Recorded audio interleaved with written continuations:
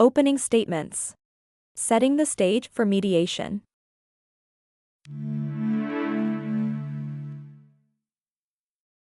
Opening statements. Setting the stage for mediation. Opening statements are the first formal part of the mediation process. Opening statements are critical for determining the tone of the mediation. And they provide an opportunity for all parties to set expectations during the mediation. This presentation explains what an opening statement is and how to make it effective for you. The mediator's opening statement. First, the mediator introduces themselves and the parties.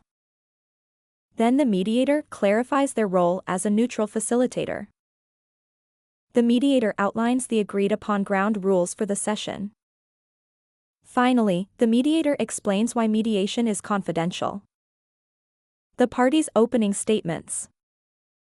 After the mediator's opening statement, it is the parties' turn.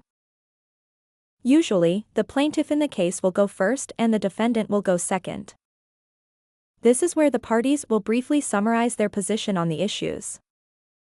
It is important to highlight the key issues for the mediation. It is your job to keep a respectful and non-confrontational tone throughout the opening statements. This is not the time for arguments, accusations, or lengthy presentations of evidence. Effective opening statements.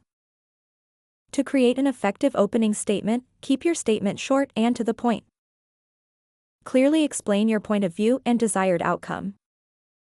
And be an active listener by listening carefully to what the other side is saying without judgment. There may be an opportunity for settlement that you don't want to miss.